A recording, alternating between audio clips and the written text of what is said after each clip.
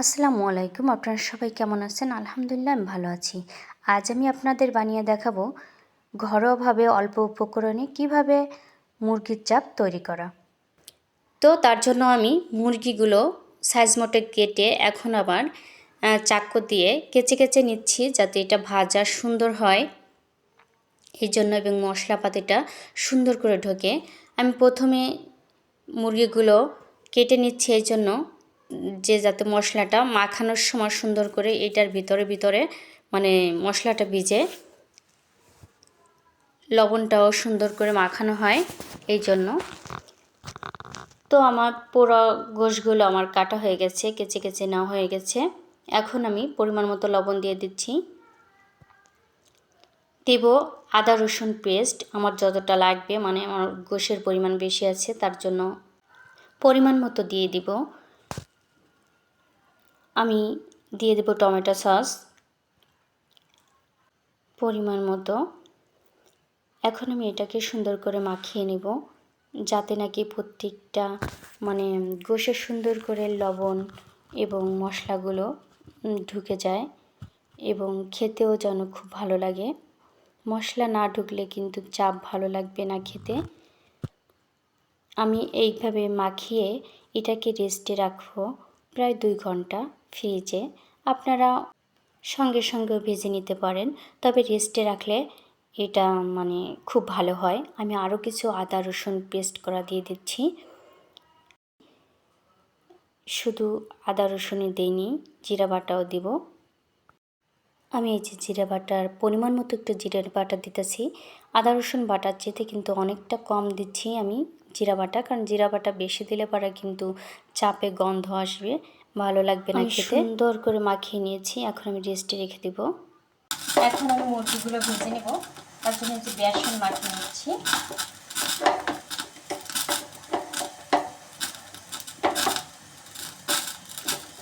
সুন্দর করে বেসনটা মাখিয়ে নিলাম। আমার হাত ভিজা।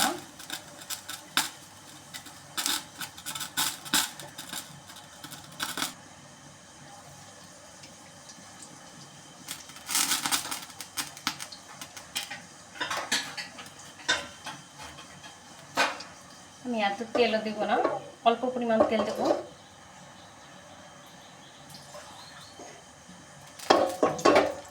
বেশি তেল দিলে ভাজা ভালো হয় না।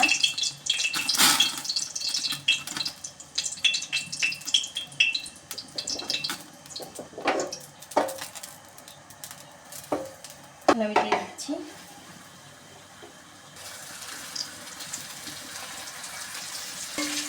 উল্টিয়ে দেই, হালকা পরিমাণে একটু তেল দিয়ে দিচ্ছি।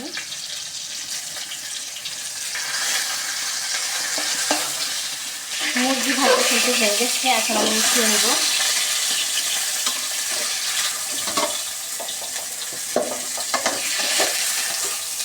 এখন আমি চাপ বানানোর জন্য মরিচ পেঁয়াজ ভেজে নেব প্রথমেই, তার জন্য পরিমাণ মতো তেল দিয়ে দিচ্ছি। এই যে আমি কেটে রেখেছি মরিচ পেঁয়াজ দিয়ে দিচ্ছি। প্রয়োজন মতো লবণ দিয়ে নিচ্ছি।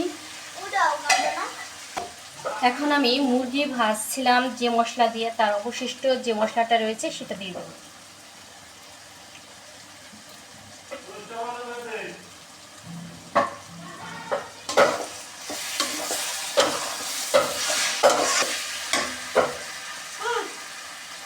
একটু ভেজে নিলাম।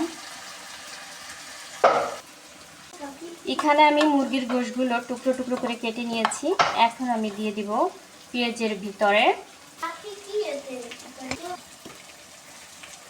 এখন আমি দিয়ে দিচ্ছি গোশগুলো, সম্পূর্ণ গোশগুলো দিয়ে দিলাম। এখন ভেজে নিচ্ছি।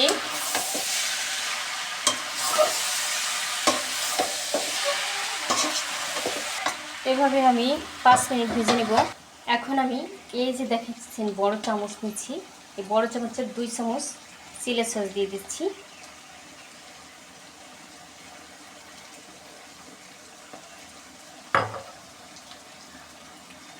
এই যে 1 চামচ দিয়ে দিচ্ছি টমেটো সস।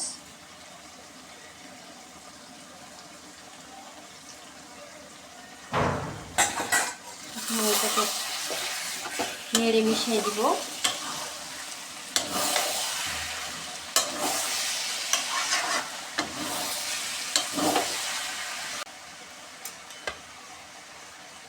দিয়ে দেবো 1 বাটি কাঁচা টমেটো, একটা টেবিল কারি বাটি নিয়েছি।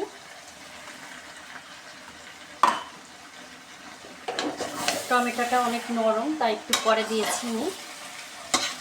আর শক্ত হলে আপনারা রান্না করার সময় আগে দিয়ে দিবেন যদি শক্ত হয়, আর নরম হলে পরে দেবেন।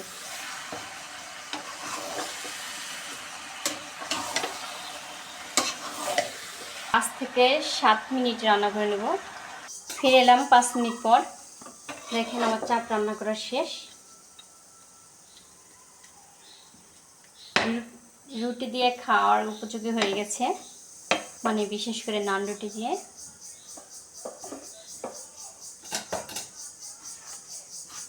ভিডিওটা এই পর্যন্তই। আল্লাহ হাফেজ।